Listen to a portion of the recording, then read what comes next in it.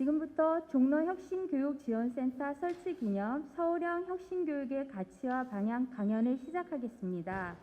먼저 저희 종로혁신교육지원센터 설치와 종로 마을교사 수료를 축하하기 위해 참석하신 네 분을 소개해드리겠습니다. 조의원 서울특별시 교육감님이십니다. 김영정 종로구청장님이십니다. 지난 9월 1일자로 부임하신 중부교육지원청 권형미 교육장님이십니다. 중부교육지원청 김애경 국장님이십니다. 다음은 아이들이 행복한 도시 종로를 만들기 위하여 언제나 노력하시는 김영정 종로구청장님의 인사 말씀이 있겠습니다. 큰 박수 부탁드립니다.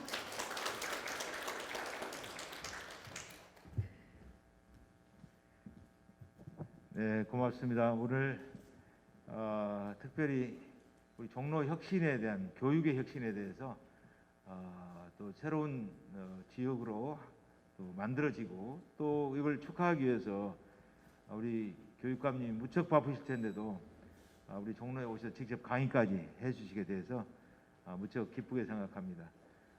우리 어떻게 하면 교육을 혁신할 것인가에 대해서 무척 고심하고 계신 우리 조의원 교육감님의 아마 멋진 강의가 있으시라 생각하고요. 또 이를 통해서 우리 서울이 혁신교육이 교육의 혁신이 일어날 수 있도록 했으면 참 좋겠다는 소망입니다. 오늘 귀한 시간 내셨으니까 강의 잘 들으시고요. 특별히 요즘 코로나 때문에 걱정들이 많으신데 모두 건강하시기 바랍니다. 감사합니다. 그럼 이제 강연을 시작하겠습니다. 바쁘신 중에도 종로 혁신교육지구를 위해 소중한 시간 내어주신 조의원 서울특별시 교육감님을 모시겠습니다. 뜨거운 박수로 맞이해 주시기 바랍니다.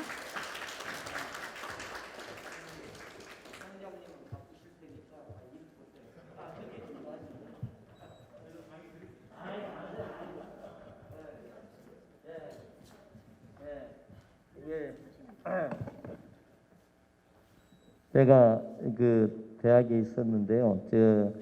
다른 교수 강의는 옆에서 안 듣습니다. 들으면 이거 상권 침해고 상도위에 어긋납니다. 농담을 했고요. 우리 구청장님 또 다음에 뵙겠습니다. 예. 어쨌든 이렇게 초대해 주셔서 감사드리고요. 예, 지금 뭐 종로구청장 바쁘신데 여기 또 제가 또 왔다고 또 이렇게 앉아 계시면 종로 구정에 공백이 생기기 때문에 보내드렸습니다. 제가 이거 벗어도 되지 싶으네요. 왜냐하면 여기 2m 이상 지금 돼 있으니까요. 그래도 되나요? 예. 예. 저도 아무래도 인연을 얘기하고 저희 교육청이 일단 종로구에 있습니다. 여기 저 강북 삼성병원 옆에 종로구에 있고 또 저는 고등학교를 여기 중앙고등학교 나왔으니까 이것도 또 종로입니다. 그래서 또 저희 21개 도서관 중에 최고의 도서관이 정독도서관입니다. 또 여기 있죠. 예, 어쨌든 저도 종로와 인연이 많다는 말씀 드리고요. 오늘 제가 45분 강의로 알고 55분 강의로 알고 있습니다. 그래서 제가 아마 4시까지 끝나는 걸로 되어 있는 것 같습니다. 그래서 제가 한 40분 정도 하고 한 15분 정도는 오늘 여기 오프라인으로 참석하신 선생님들이 우리 또 마을 선생님들이 혹시 질문하시거나 저한테 조언을 주시거나 할 게 있으면 하시는 걸로 이렇게 하겠습니다.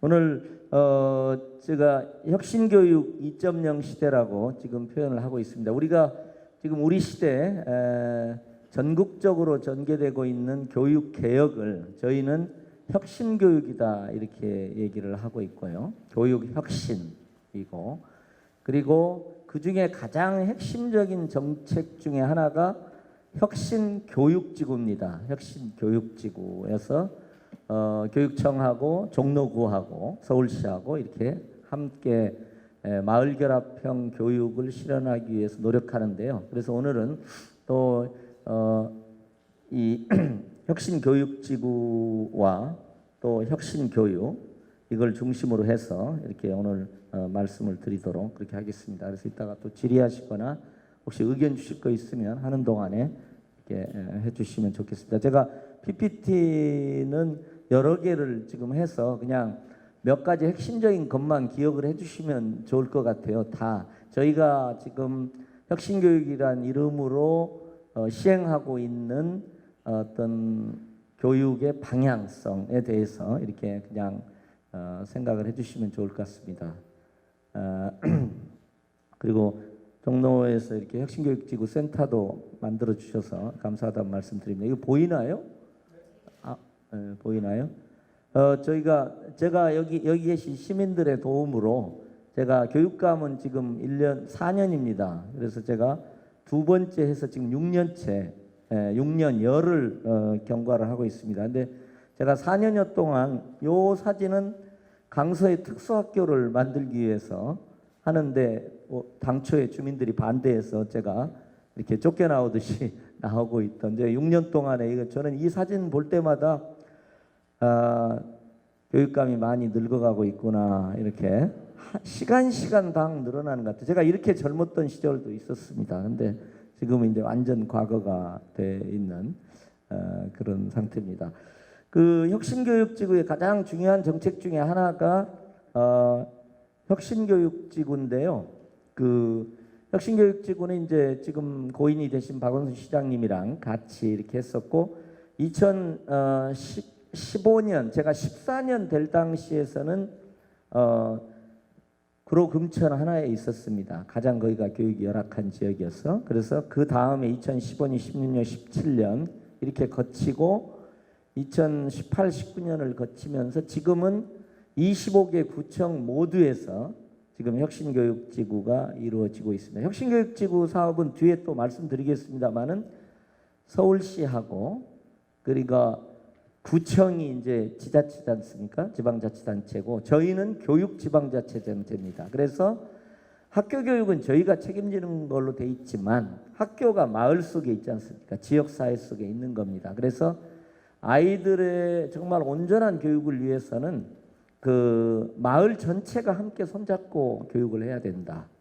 그래서 저희가 공공기관으로서는 갈라져 있지만 교육청과 시청과 구청이 협력해서 협력 속에는 재정을 같이 부담하는 부분도 있습니다. 그래서 재정을 부담을 해서 다양한 학교의 교육을 풍부하게 하는 학교와 마을이 협력해서 할 수 있는 다양한 교육 프로그램들을 진행하는 그것이 이제 혁신교육지구 사업이라고 볼 수가 있습니다. 그래서 지금은 이렇게 서울 전체가 혁신교육지구를 하는 단계로까지 왔습니다.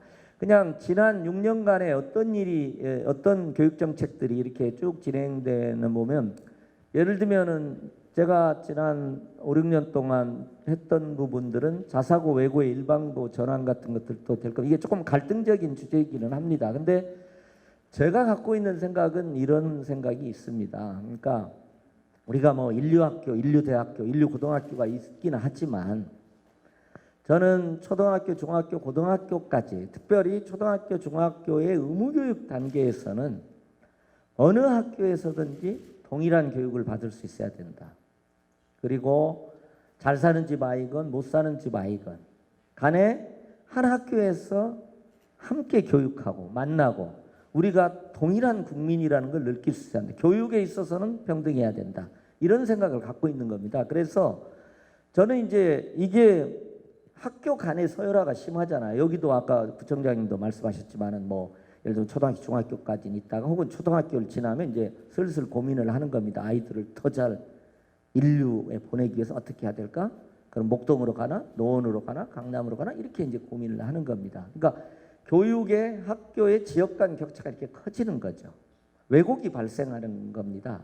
그래서 이제 저희는 이제 이 부분을 말하자면 해체시켜서 그런데 이제 강남 이렇게 가다가 이제 어떻게 보면 강북에도 좀 인류학교를 만들자 이렇게 되는 거예요. 그러다 보니까 자사고 외고를 만드는 거예요. 근데 그렇게 하다 보니까 학교가 이렇게 쭉 서열화되는 겁니다. 그래서 이제 이 서열화를 없애자는 모토로 모토로 저희가 이제 작업을 해서 제가 지난 4, 5년 동안 뭐 제가 갈등이고 요 자사고 외고와 학부모님들한테는 제가 비판도 받습니다만은 그래도 저는 우리 사회를 훨씬 더 평등한 교육 방향으로 바꾸는데 그게 중요한 정책이다 이렇게 생각을 해서 또 심지어는 이제 중학교 수준에서도 국제중학교가 있습니다. 서울에 2개가 있습니다. 그래서 국제중학교 있는데 이게 이제 이렇게 되는 거죠. 뒤에 또 말씀드리겠습니다만 인류대학교를 가려면 인류고등학교를 가야 되잖아요. 인류고등학교를 가려면 그 전 단계 이렇게 되는 겁니다. 그러다 보면은 이 경쟁은 주로 뭐예요? 학원에 가서 선행학습을 먼저 하는 방식으로 사교육 경쟁으로 나타납니다. 그러다 보면은 초등학교부터 이렇게 쭉 경쟁을 시작하는 겁니다. 그러니 이제 이 정상적인 교육, 우리 아이들을 더 온전한 인격체로 성장시키는 그런 교육이 이제 왜곡이 되는 어떤 지점들이 있습니다. 그래서 제가 뭐 이 자세히 말씀은 드리지 않겠습니다. 그래서 이런 여러 가지 다양한 노력들을 이제 공간혁신이라고 하는 것도 있습니다. 저희가 여기 계신 분들이 되게 학교를 생각하면 학교 다니던 때의 학교를 생각하실 거예요. 근데 저희가 이제 꿈담교실, 꿈을 담은 교실이라는 이름으로 아주 멋있는, 여기 종로에도 몇 개 있습니다. 아주 멋있는 교실 공간들을 이렇게 만들어내 있습니다. 그래서 여튼 그걸 공간혁신이라므로 공간까지 아이들이 배우는 교실을 훨씬 더 세계가, 제가 요즘은 제가 이제 개교식을 얼마 전에도 저 마곡지구가 돼가지고 마곡 마곡 한의중학교도 개교했고 그 전에 공항중학교도 이전 개교하고 그랬는데 외국인들이 오면 그런 학교 데리고 갑니다. 우리가 맨날 뭐 외국에서 막 이게 용령 죽겠지? 우리 학교 봐라. 이렇게 외국에서 온 분들한테 이렇게 이제 보여줄 정도로. 근데 이제 모든 학교가 그렇지 않다는 안타까움은 있지만 그런 정도로 이제 우리도 어느덧 K 방역도 어떻게 하다 보니까 코로나와 싸우는 방역 체계, 보건 의료 체계가 세계적 수준이라는 걸 어느덧 느끼잖아요. 저희 교육도 저는 그렇게 되지 않을까 이렇게 이제 저는 기대를 하고 있다는 말씀을 드립니다. 자, 시간 제가 뭐 오늘 자세한 얘기는 말씀드릴 수는 없고요. 그래서 제가 3가지 얘기로 전반적인 얘기를 처음에 드리고 서울교육정책과 혁신교육지구에 관한 얘기들, 그 다음에 마을교육 이렇게 말씀을 드리겠습니다. 이렇게 요것만 기억을 해주셔도 좋을 것 같습니다. 저희가 지향하는 또 지향해야 될 교육은 첫 번째 1등주의 교육을 넘어서는 겁니다. 저는 그렇게 표현합니다. 1등만. 그렇죠? 우리가 지난 산업화 시기에 왜냐하면 수출도 해야 되고 세계적인 1등 기업도 유지해야 되니까 1등 인재를 육성하는 데 초점을 맞췄습니다. 저는 지금 이건희 삼성 회장님 돌아가셨습니다만은 60, 70년대 오케이 그런 부분이 있다고 생각합니다. 그러나 지금은 선진국형 교육으로, 이게 이제 어떻게 보면 저는 후진국형 교육이다 이렇게 얘기합니다. 선진국형 교육으로 가야 된다. 하나하나 1등도 중요하죠. 물론 글로벌한 인재 오케이 좋습니다. 1등 인재도 좋지만 지금은 하나의 아이들이 소중하다. 하나의 아이들이 갖고 있는 잠재력, 그게 큰 잠재력도 있고 높은 잠재력도 있고 그렇지 않은데 이 아이의 잠재력 하나하나가 꽃 피울 수 있는 교육, 하나하나의 아이들이 소중한 교육으로 바뀌어야 된다. 저희들이 그래서 그걸 오은이 원이다. 오직 한 사람 교육이다. 저희가 그렇게 표현을 합니다. 그 다음 2번째, 암기형 지식교육에서 이제는 삶의 현장에 기반하는 배움, 진정한 창의교육으로 갖고 삶에 기여하는 교육으로 이제 바뀌어야 되고 삶을 살아가는데 이 인공지능 시대를 살아가는데 필요한 역량을 키우는 교육으로 바뀌어야 된다.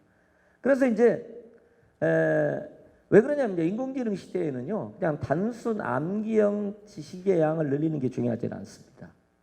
그래서 이제 보통은 저희가 지식교육에서 역량 중심 교육으로 이렇게 이제 말도 표현하고 삶을 위한 교육으로 이렇게 이제 표현을 이제 합니다. 그다음 세 번째는 이제 불평등한 교육이 아니라 어떻게 하면 모두에게 평등한 교육. 학교 간의 격차, 가정 아이들 간의 격차, 얼마 전에 라면 형제 뭐 있었잖아요. 그런 그다음에 사교육보다는 공교육이 교육의 확고한 중심을 세우는 교육. 지금 우리가 이렇게 된다. 우리가 아이들의 교육에 있어서요. 교육을 공교육과 사교육이 있습니다. 그죠? 학교에서 이루어지는 것과 학원에서 이루어지는 게 사교육이 있잖아요. 공교육은 공립학교가 있고 사립학교가 있죠. 정상적인 교육이라면 아이들의 교육에서 공교육이 확고하게 중심을 잡아야 됩니다. 그리고 사교육은 보완적으로, 부분적으로 존재해야 됩니다. 그런데 우리는 그렇지 않잖아요. 아이들이 심지어는 이렇게 됩니다. 그렇죠? 학교에서 가능하면 가정에서 학교에서 잠자는 학생이 요즘 많이 문제가 있는데 잠자는 학생도 취침의 두 가지 유형이 있습니다. 하나는 자포자기형 취침이 있고요. 그냥 모르겠으니까 앉아 자포자기형 취침하는 학생이 있고 두 번째 제 용어로 에너지 전략형 취침이 계십니다. 학원에 가서 진짜 공부하기 위해서 학원에서 얼마 전에 배운 거니까 에너지를 전략해 가지고 저녁에 학원 가서 진짜 공부를 하는 식으로 하는 취침이 있어요. 이게 우리의 비정상성을 드러내는 것이다. 저는 그렇게 생각을 합니다. 학원 있을 수 있죠. 당연히 보완적으로 있으면 됩니다. 근데 이제는 공교육을 대체할 정도로 공교육에서는 잠자고 학원에 가서 진짜 공부를 한다는 정도의 생각을 할 정도의 상황이 있는 겁니다. 그러니까 사실은 불평등이 커지면요. 사교육의 비중이 커지게 돼 있어요. 코로나도 지금 약간 코로나로 인해서 그런 경향들이 좀 늘어나고 있어요.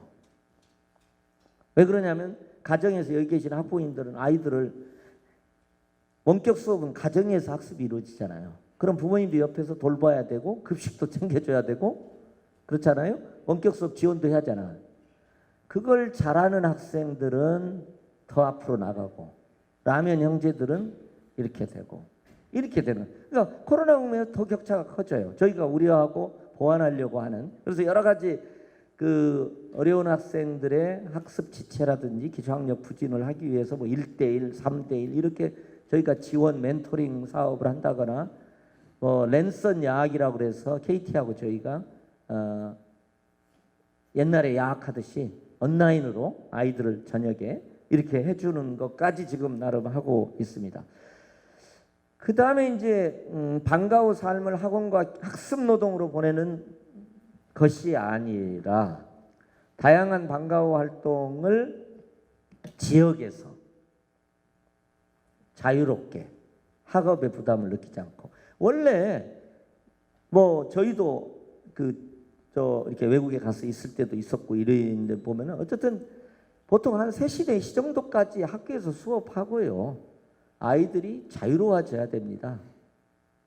다양한 마을에 가서 다양한 활동을 하고 저녁밥도 좀 같이 먹고 근데 부모님은 안 퇴근하셔서 안 계시고 그렇잖아요. 밤에까지 학원 전전해야 되고 이렇게 돼 있는 겁니다. 그러니까 저는 이게 후진국에서는 우리가 먹고 살 것도 없고 그러니까 그렇지만 우리가 이 정도의 선진국 수준에 왔는데 저는 우리의 삶의 방식과 교육의 방식과 경제가 돌아가는 방식과 경제활동을 하는 방식이 좀 바뀌어야 된다는 생각이 듭니다. 똑같은 경제력 수준에서도 이게 왜곡되게 무모하게 지금 작동하고 있는 겁니다.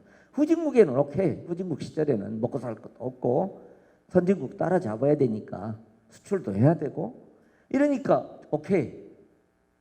그렇지만은 지금은 이제 그렇지 않은 상황이 있습니다. 그래서 이제 우리 혁신교육지구 같은 것들도 발전을 하면 저희가 이상적으로 생각하는 건 그런 겁니다. 솔직히 한 30시까지 학교에서 공부하고 자유로워지면서 마을에서 다양한 활동들이 일어나고 마을 활동, 예술 활동도 있죠. 청소년 자치 활동도 있죠. 여러 가지 다양한 마을에서도 교육이 이루어질 수 있는 그런 걸 이제 저희가 꿈꾸는 이제 그런 상태다 이렇게 말씀을 드리고자 합니다. 자,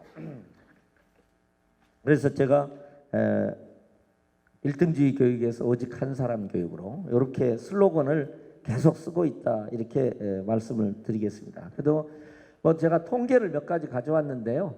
그 제가 이제 아까 삶의 현장에 기반하는 배움으로 해서 우리 뭐 지금 우리 학생들이 뭐 평균 학습 시간이 세계에서 가장 길다. 이건 뭐 근데 그러니까요. 다행히 우리 학생들이 피사 국제 학업 성취도 비교 같은 데서는 상당히 잘하니까 어제 발표한 거에도 저희가 7위인가 이렇게 나왔어요. 그러니까 잘하니까 오케이. 그 자체는 이제 좋은 건데 얼마나 이걸 고통스럽게 후진국형으로 하고 있냐. 웃으면서 하냐, 울면서 하냐. 이 차이가 저는 있다. 이렇게 생각을 갖습니다. 그다음에 이제 불평등 문제. 뭐 이건 사회 전반적인 문제죠. 뭐 우리 사회의 소득이나 재산이나 이것들 이제 계속 커져가고 있는 격차가 이제 커져가고 있는 그런 상황입니다. 이것도 넘어가도록 하겠습니다. 그래서 방과후에 마을이 제공하는 공공적인 활동들을 통해서 다양한 방과후 활동들이 이루어질 수 있는 방식으로 학교 교육과 마을 교육의 관계를 변화시키는 방향으로 이제 가야 된다 이렇게 생각을 갖고 있습니다. 후진국형 교육에서 선진국형 교육으로. 그래서 이제 이런 큰 교육 시스템, 교육 체제의 변화를 저희가 하기 위해서 노력을 하고 있다는 말씀을 드리고요. 이제 또 하나 저희들에게 고민되는 지점은 이제 이게 코로나라는 국면 속에서 우리가 보통 그런 내용도 이것도 뭐 교회 다니시는 뭐 BC 뭐 애프터 예수님이 태어나기 전과 후로 나누던 그런 방식에서 코로나 이전과 이후인데 우리가 마음속으로는 되게 이제 빨리 코로나가 없어져 가지고 코로나 이전 시기로 빨리 돌아가야 되겠다 이렇게 생각을 하는데 아마 그렇게 될 것 같지는 않아요. 이제 보통 위드 코로나라고 하죠. 코로나를 끼고 사는 삶이 될런지도 모르고요. 또 이 코로나를 통해서 지금 언어프라인 수업, 우리 원격 수업 했잖아요. 기존에는 등교 수업만 있었던 건데 지금은 등교 수업과 원격 수업이 결합돼 있잖아요. 혼합돼 있지 않습니까? 그걸 이제 보통 블렌디드 러닝이라고 합니다. 혼합형, 결합형 수업입니다. 블렌디드 러닝인데 블렌디드 러닝은 온라인 수업, 오프라인 수업이라고 해도 되고 등교 수업이라고 할 수도 있고 아니면 원격 수업이라고 할 수도 있는 거잖아요. 학교에서 이루어지는 교육하고 온라인을 통해서 이루어지는 교육이 이제 있는 거지 않습니까? 근데 이게 좀 흥미로운 게요. 사실은 뭐 스마트 교육이라는 이름으로 뭐 IT 교육이라는 이름으로 그동안 굉장히 노력을 한 20년간 이루어져 왔어요. 원격 수업과 관련된 노력들이. 근데 이게 코로나로 인해서 사실은 일거에 전환을 한 셈입니다.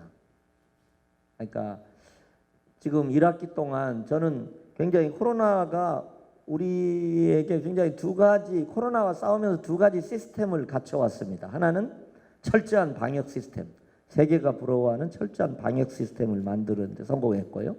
두 번째는 원격 수업 시스템을 갖추는데 성공을 했습니다. 이 과정이 지금 돌이켜놓고 보니까 이제 됐구나 하지만 이게 얼마나 고통스러운 과정이었습니까 사실은. 그러나 그래도 오늘 또 초등학교 교장 선생님들 특히 서울에 확진 학생이 발생한 교장 선생님들을 10여 분을 모셔가지고 애로를 좀 듣고 같이 협의하는 과정이었는데 제가 흥미로운 게 이렇다고 그러더라고요. 말씀 중에 제가 인상적으로 남는 게 확진자가 6명 나온 학교도 있고 2명, 1명 이렇게 나왔는데 지금은 그 확진 학생이 발생하는 걸 두려워하지 않는다고 그러대요. 왜냐? 이제 공포로부터 해방이 된 거예요. 왜냐하면 코로나 확진 학생이 있으면서 어떻게 이제 교직원 전원이 검사받고 음성 나오고 이렇게 해가지고 하는 1년에 확진 환자가 발생됐을 때 풀코스를 거친 거예요. 근데 이제 그러면서 확진 환자가 발생하지 않은 학교의 교장 선생님들 지금도 두려움이 있대요. 발생할까 해서 두려움이 있다는 거예요. 근데 발생한 데는 오히려 별거 아니구나 뭐 이렇게까지는 아니지만은 상당히 이 과정들을 철저한 과정들을 다 겪고 시스템이 딱 갖춰졌다고 해서 오히려 안심하게 느끼는 그런 게 있다고 제가 꽤 흥미롭게 들었습니다. 우리가 지금 어떻게 보면은 코로나와 코로나의 변종들이 앞으로 많이 나오고 코로나 2021이 올 수도 있겠지만 어느 정도 이제 방역하면서 기업 활동을 하고 방역하면서 생활할 수 있는 기본적인 것은 이미 갖춘 거죠. 미국이나 유럽은 지금 난리잖아요. 우리는 이런 정도 된 거죠. 그 다음에 원격 수업 시스템을 갖췄습니다. 지금 이것도 지내놓고 생각하니까 우리가 안심이 되는 거죠. 처음에는 어려운 집 아이들은 어떻게 하지? 노트북도 없고 패드도 없는데 어떻게 하라는 얘기예요? 이렇게 됐어요, 상황이. 근데 다행히 이제 종로구청장님이 이하 구청장님하고 저희가 협의해가지고 평상시엔 안 했던 일을 했어요. 법정 저소득 학생이 한 5만 2천 명이 됩니다. 저희가 저희가 서울시하고 종로구청 이렇게 해가지고 5만 2천 대의 노트북 패드를 예산을 확보해서 다 내려보냈습니다, 학교에. 평상시에는 상상할 수 없는 일도 합니다. 그렇게 하면서 지금 원격 수업 시스템을 갖춘 거죠. 그래서 이제 다시 돌아가기보다는 오히려 이제 저는 이 블렌디드 두 가지 방식, 원격 수업 시스템, 비대면 소통 시스템을 갖췄으니까 이걸 가지고 이제 어떻게 아이들을 더 잘 돌볼까? 수업 시간에 우울한 학생들을 어떻게 이후로 하교한 다음에라도 불러내서 더 고충을 들어줄까?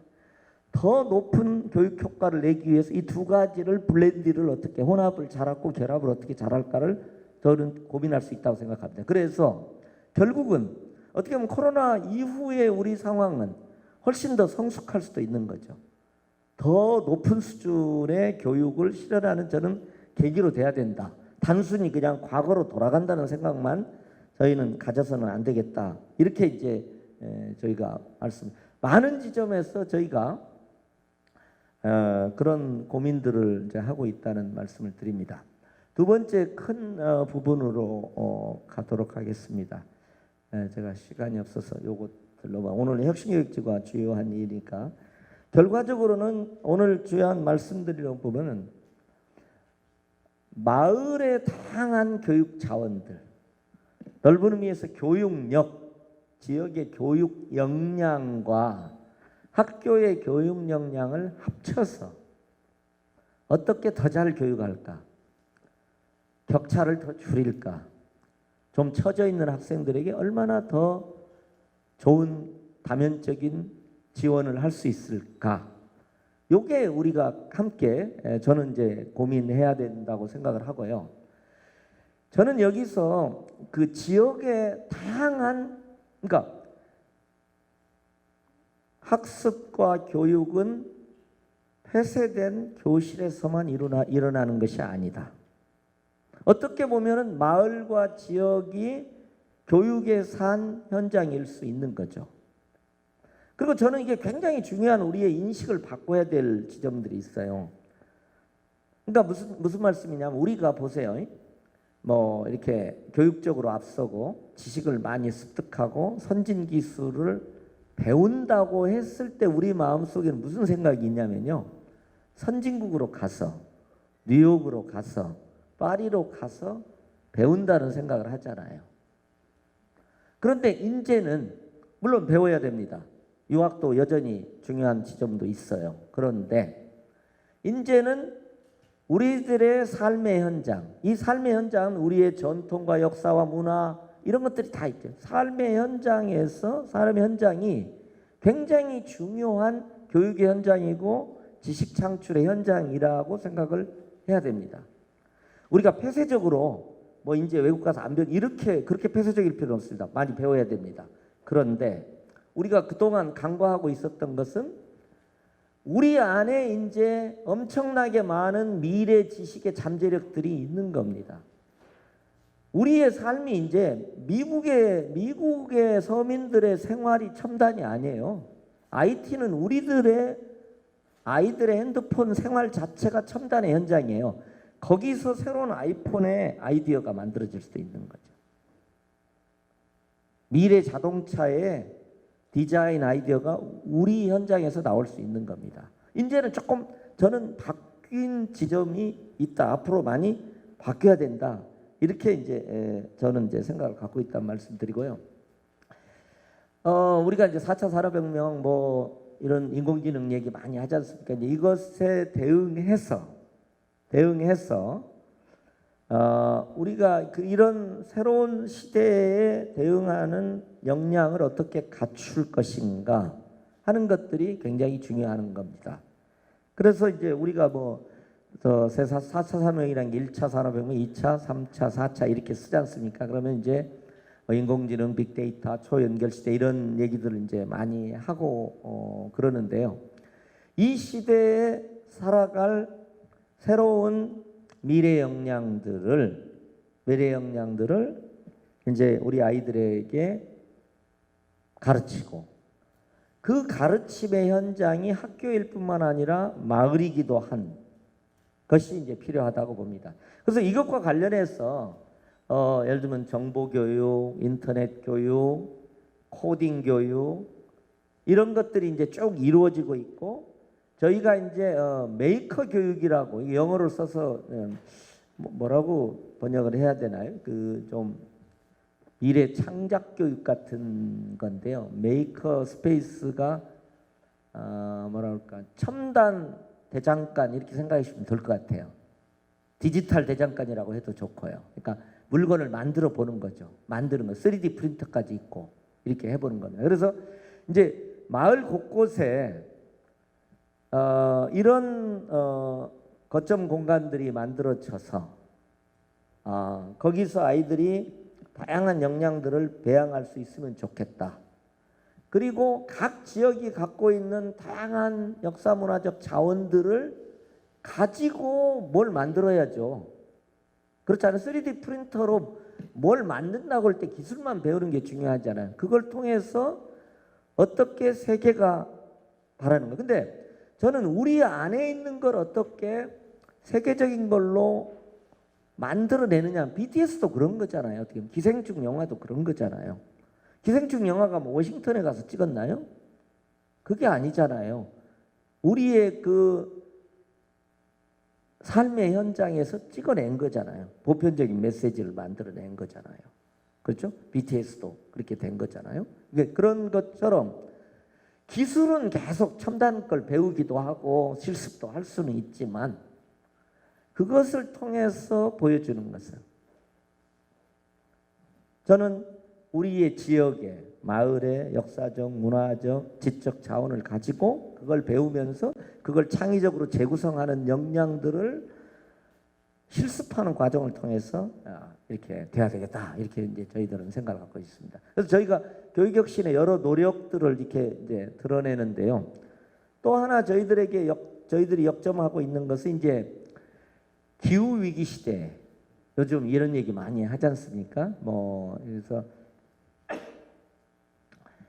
현재 추세가 계속될 경우에 전 세계 평균 기온이 1.5도씨 이상 상승하고 그러면 이제 엄청난 위기가 우리에게 찾아오는 거죠. 그래서 이것과 관련해서 이건 이제 우리 마을의 현장에서 우리 마을에서 이루어지는 삶의 현장을 바꾼데 저희가 생태 전환 교육이라는 이름으로 위기의 시대에 새로운 선진적 교육을 생태 전환 교육이라는 이름으로 그래서 우리 아이들은 아마 제4차 산업혁명 시대에 첨단 기술 역량도 갖춰야 되지만 저는 생태 시민적 감수성을 좀 가져야 될 것 같아요. 그래서 저희가 이제 이런 슬로건을 쓰고 있습니다. 학교에서 손수건에서 태양광까지. 학교가 탄소 배출 제로 학교도 될 수 있고 에너지 자립 학교도 될 수 있고 그리고 아이들이 작지만 사실은 이제 환경 위기나 기후 위기는 우리들의 삶이 좀 불편해져야 되는 지점이 있거든요. 불편한 지혜를 배우고 생활해야 될 어느 지점들이 좀 있거든요. 그래서 그런 노력들을 그런 과정들이 생활교육들, 생태 생활교육 같은 것들이 학교에서 이루어질 수 있도록 하는 방향으로 이렇게 교육 방향을 설정하고 있고, 이건 역시 마을에서 이루어질 수 있다면, 사실은 우리나라도 90년대 중반 이후에 자원 재활용이나 분리수거라든가 이런 면에서 이제 이전보다는 많이 진일보하고 있습니다. 구청 같은 데서도 이게 분리수거라든가 이런 여러 가지 과정들에 대해서 이전보다는 엄청나게 진일보해 있습니다. 있는데 우리보다 훨씬 후진적인데도 이제 많은데, 이런 생태 시민적 생활 양식과 감수성과 지식을 마을 현장에서 여기 계신 또 마을 강사님들의 도움을 받으면서 이렇게 이루어 갈 수 있어도 좋겠다. 있으면 좋겠다. 있어야 한다. 이렇게 저희가 생각하고 있다는 말씀을 드립니다. 그러니까 뭐 개별 내용들은 관계없이 큰 그 글씨만 그냥 인지해도 좋을 것 같습니다. 자세한 얘기는 또 다른 기회가 있으면 또 말씀드리고, 그 다음에 지금 이제 정부에서 스마트 그린 뉴딜을 지금 진행을 하고 있는데요. 저희가 이제 저희가 또 정부에 제안을 해서 지금 30-40년 된 노후 건물들이 많이 있습니다. 그러다 보니까 매해 땜질해요. 그래서 교장 선생님들은 여기 우리 교육장님이랑 국장님 계신데, 교장 선생님들 다 거쳐오신 분들인데, 이건 방학 때마다 다 공사해요.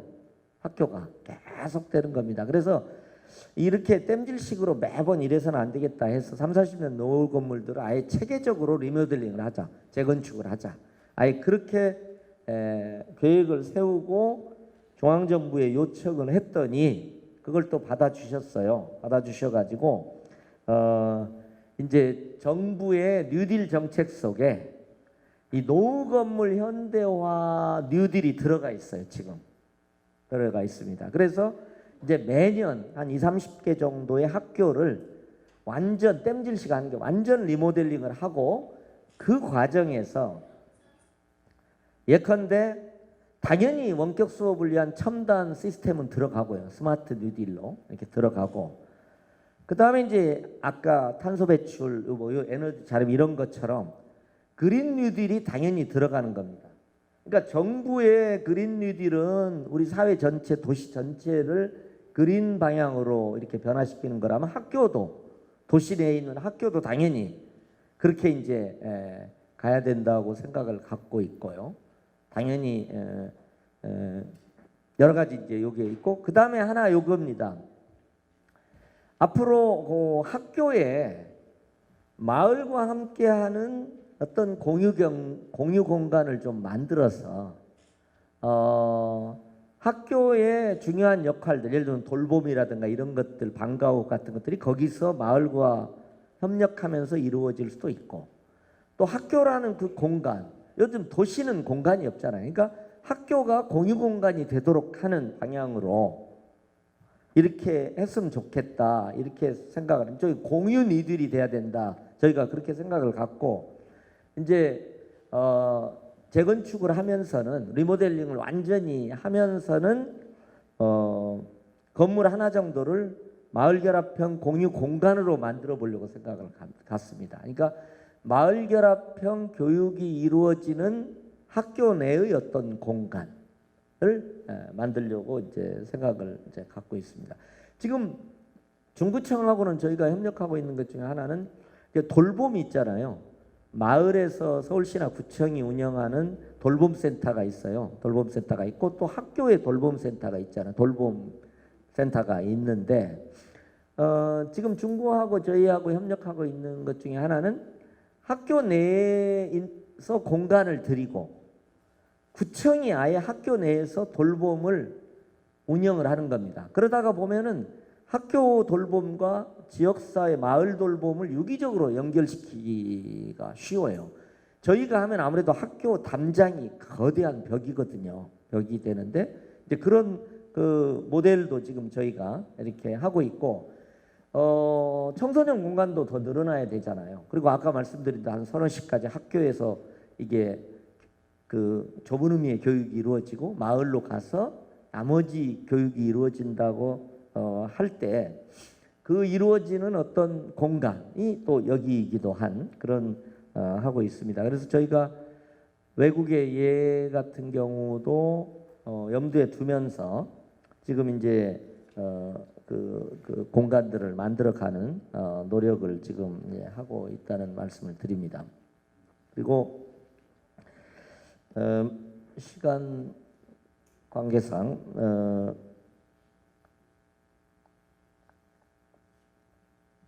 마지막으로 그냥 여기서 저기 질문 받고 또 질문 과정에서 또 말씀을 나누어야 될 것 같습니다. 그래서 저는 코로나를 겪으면서 그리고 이제 기존의 어떤 혁신교육의 연장선상에서 정말 K-에듀의 미래를 열었으면 좋겠다 이런 생각이 듭니다.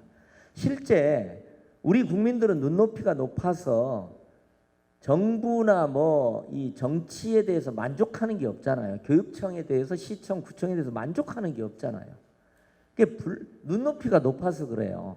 기대치가 높으니까 그렇게 됩니다. 저는 그게 우리 사회의 어떤 의미에서 이제 역동성이라고 생각을 이제 갖고 있습니다.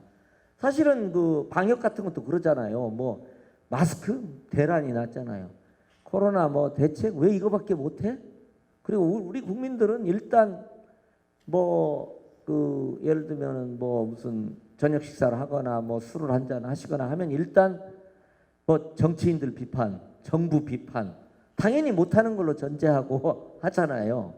근데 저는 그게 어떤 의미에서는 너무 극성이시다는 생각도 들지만 그 극성이 우리 사회를 여기까지 발전시켜 온 겁니다. 여기 구청에 계신 분들도 계시지만 종로 구민들이 그냥 조금만 못하면 금방 달려오잖아요. 저희 교육청도 그래요. 바로 교육청 구청에 교육감실인데 막 쳐들어오고 막 민원 내고 어떻게 하시잖아요.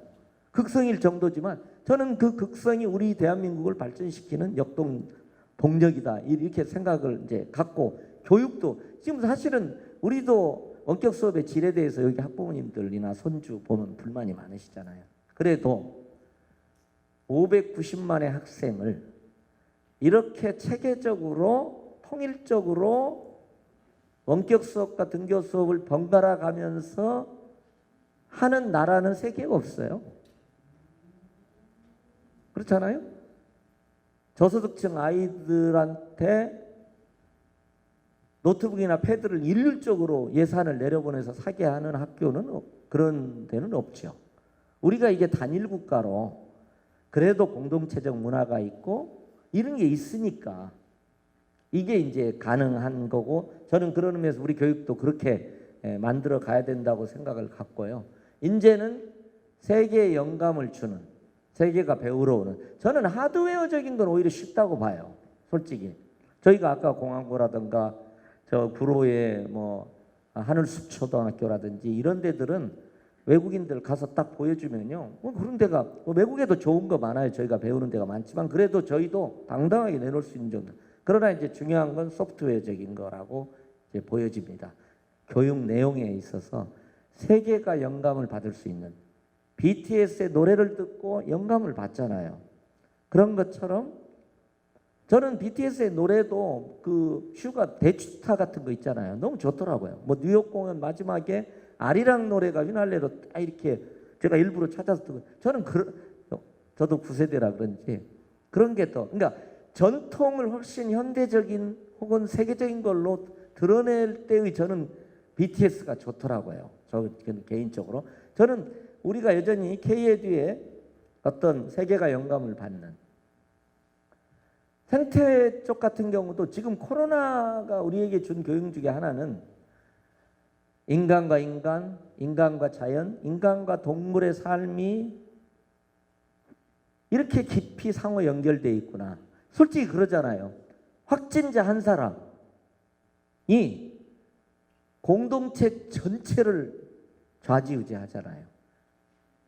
운명이 두 가지 운명이 일체화되어 있잖아요. 저는 그 코로나에서 역으로 저는 이렇게 깨달음을 갖고 있습니다. 그리고 이제 중국이 코로나 극복해가지고 스물스물 지금 다시 경제활동 하니까 미세먼지가 다시 살아나잖아요. 이런 상황, 이런 깨달음들을 가지고 우리가 세계가 영감을 받는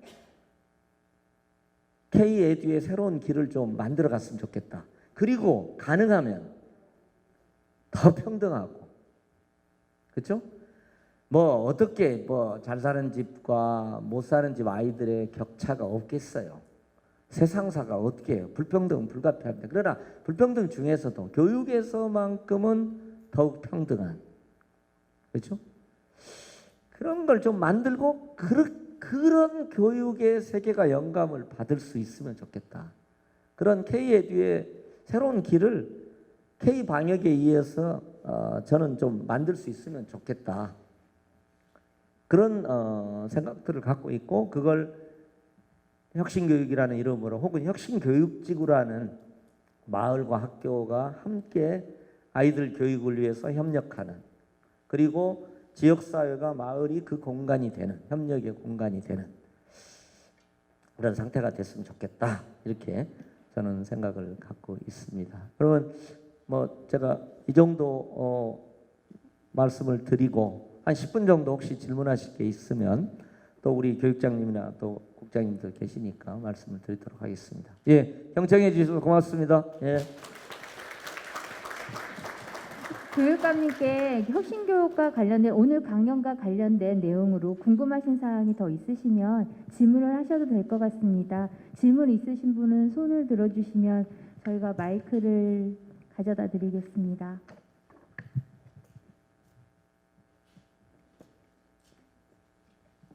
또 아이들 돌보시다가 또 여러 가지 애로가 있으시거나 교육청에 바라실 것이 있거나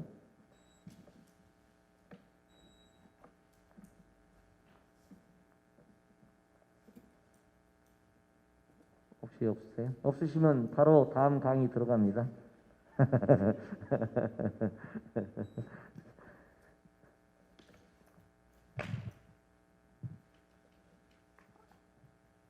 네. 아, 예.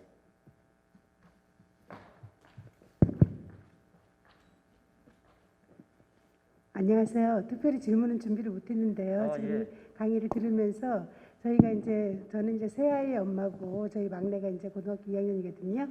그래서 예. 이제 요번에 저희 아이는 자기주도 학습을 하던 아이였어요. 예. 근데 이제 요번에 코로나 때문에 그 학교를 못 가게 되니까 과외를 안 하고 자기 혼자 공부를 하던 아이였는데 그 리듬이 깨진 거예요.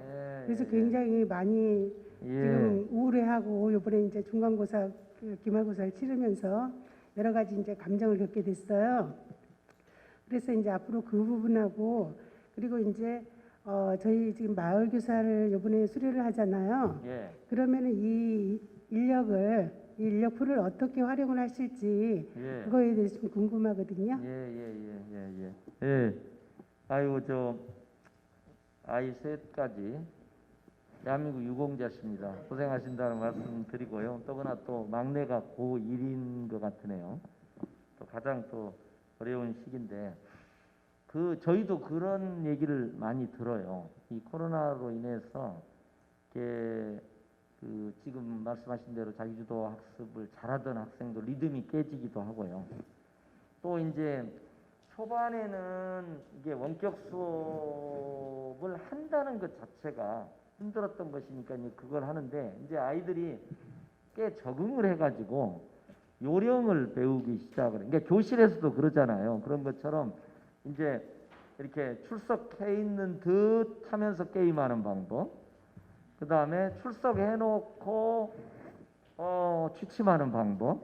뭐 이런 식으로 했다는 얘기를 조금 많이 듣고 있습니다. 그래서 1학기 때는 그냥 어쨌든 원격 수업을 하는 것만으로도 너무 다행스러우니까 그런 느낌이었는데 지금은 저희가 이제 다양한 방식으로 선생님들에게 이제 요청을 드리는 거예요. 그러니까 한편에서는 저학력이라든가 학습 격차가 벌어지는 학생에 대한 지원 문제가 있고요.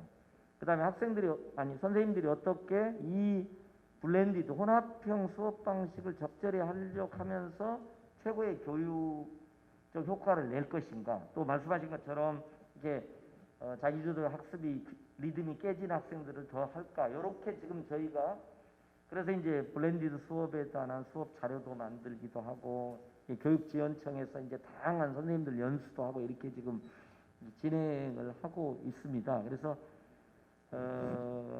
뭐 저희가 충분하지 않을 겁니다. 개별 가정으로 보면. 그러나 어쨌든 저희가 문제점을 인식하고 다양한 노력을 하고 있다는 말씀 드리고요. 그다음에 이제 두 번째는 지금 구청 단위로 지역사회에서 이제 다양한 영향을 받는 그 마을 강사, 마을 교사 선생님들이 이렇게 육성이 되고 있어요. 그런데 이제 이 부분이 결국은 학교 교육 과정에 연결돼서 이게 다양하게 하는데 그 부분에 지금 조금 어려움들이 좀 있어요. 왜냐하면 학교는 학교대로 이게 학교에서 하는 국가 교육 과정에서 규정된 그 교육과 학습을 하는데 집중이 돼 있기도 해요. 이 연결형, 마을 결합형 부분을 이 교육 과정에 이렇게 유기적으로 연결시켜서 풍부하게 하고 활용을 하셔야 되는데 그게 안 되는 부분이 있어서 저희도 이제 지금 일단 구청과 저희 교육청 단위에서 다양한 프로그램들이 이미 수년간 지금 작동하고 있는 부분이 있고요.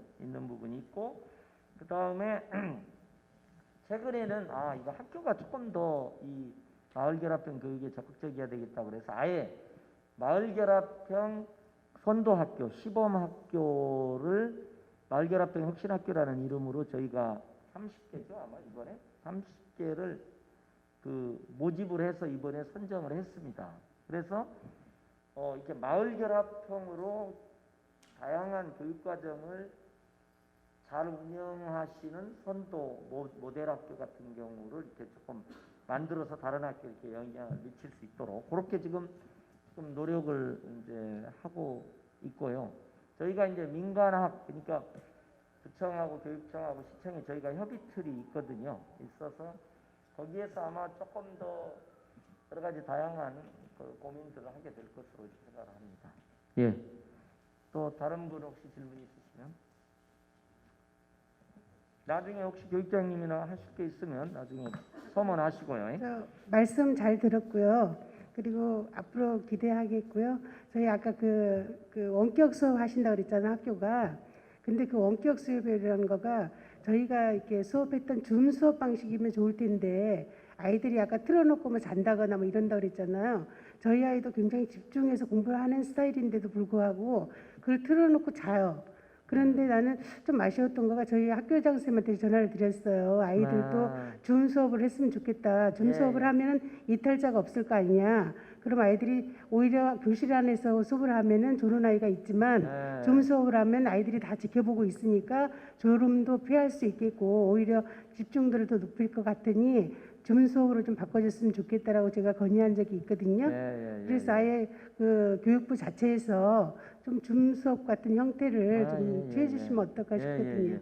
네. 지금 이제 감사합니다. 여기 이제 되게 수업이요. 원격 수업이 보통 세 가지로 나뉩니다. 하나는 실시간 쌍방향 수업하고 지금 말씀하신 거하고 두 번째는 콘텐츠 활용형 수업이 있고요. 그다음에 이제 세 번째는 과제 제시형이 있습니다. 그래서 제가 1학기 때는 그냥 원격 수업 하는데 정신이 없었는데 2학기 때는 이제 아까 이 어떻든 원격 수업을 훨씬 더 수준을 높이는데 그 높이는 중에 하나는 과제 제시형이나 뭐 콘텐츠 활용형이나 반에 지금 말씀하신 대로 이제 실시간 쌍방향 수업을 확대하는 방향으로 나타날 수 있고요. 나머지 수업에서도 줌이라고 말씀하신 줌 외에도 다양한 프로그램들이 있으니까 도구가 있으니까 그걸 활용해서 실시간 쌍방향성 혹은 쌍방향성을 강화해야 된다. 요렇게 저희가 생각을 하고 교육부하고 교육청이 지금 이렇게 요청을 드리고 있고요. 그래서 얼마 전에 이제 실시간 쌍방향성 비중 같은 걸 조사해 보니까 1학기 초반에는 굉장히 비율이 낮았는데 지금도 뭐 그렇게 높은 건 아닌데 지금 한 22% 정도까지 올라왔더라고요. 올라가고 원격 수업도 천차만별이에요. 100% 실시간 쌍방향을 하는 수업도 있고요.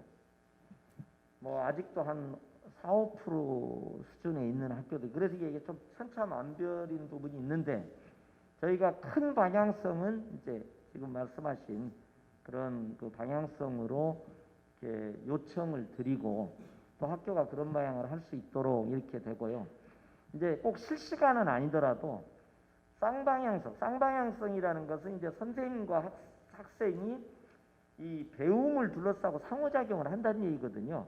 그 다음에 학생이 졸거나 자거나 부진하거나 하면은 피드백을 해주신다는 얘기거든요. 그래서 요 쌍방향성이 꼭 실시간이 아니더라도 관계는 없을 수도 있거든요. 쌍방향성을 더 강화하는 것을 저희가 굉장히 중요한 수업 혁신의 방향으로 잡고 지금 노력을 하고 있다는 말씀을 드립니다. 예. 또 혹시 말씀하실 거 있으면.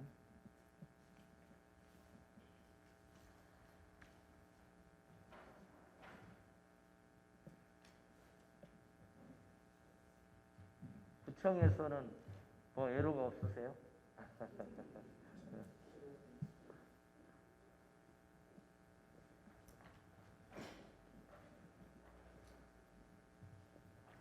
이제 정말 도시는 좁잖아요. 밀집돼 있고. 근데 학교 운동장 부분을 개방 관계를 적극 한번 추진했으면 하는 생각을 가지고 있는데 지금 그 유현준 교수님도 그렇게 말씀하시더라고요.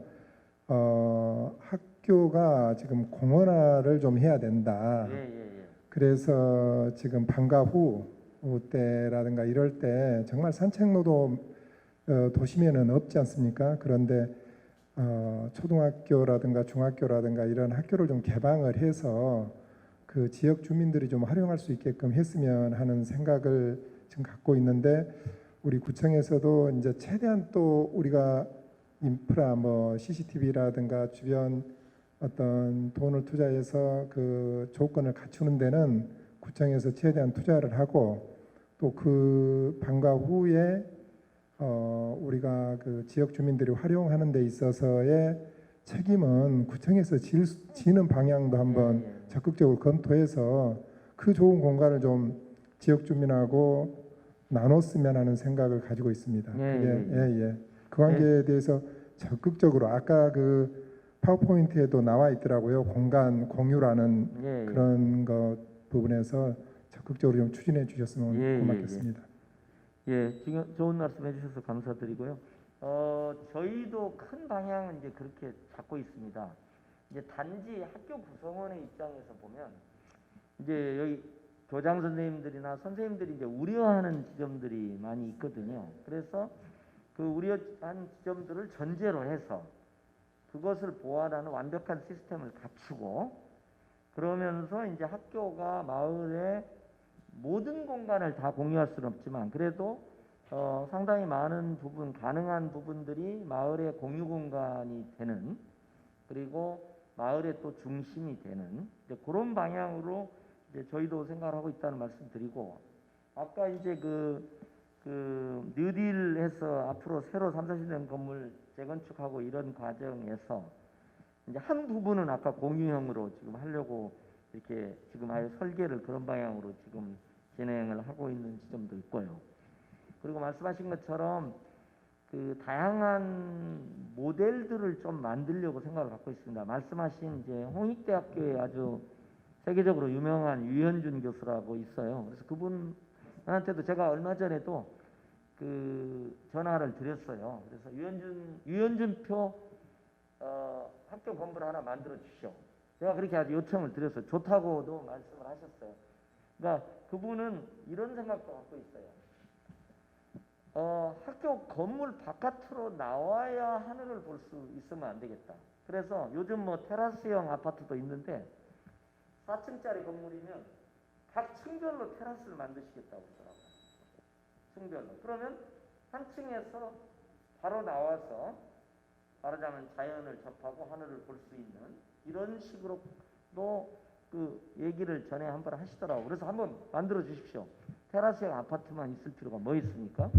제가 이제 저희도 이제 그렇게 생각을 해서 그리고 이제 공원화 아예 그 한 지역에 초중고가 있고 그 자체가 어떻든 마을 공원이 되는 방식의 학교 모델도 경기도 동탄이나 이런 데서 지금 이제 실험을 하고 있습니다. 앞으로 이 아까 뉴딜 과정에서 다양한 그 모델들이 아마 나올 겁니다. 그래서 저희들도 다양한 모델을 한번 선보이려고 이렇게 생각을 갖고 있습니다. 네, 좀 더 많은 질문에 대한 답을 들으면 좋은데 바쁘신 중에 이렇게 와주신 교육감님께 좀 시간이 바쁘시기 때문에 이제 마무리를 해야 될 것 같습니다. 귀한 시간 내서 오늘 와주신 주유현 서울특별시 교육감님께 큰 박수로 맞아주시기 바랍니다.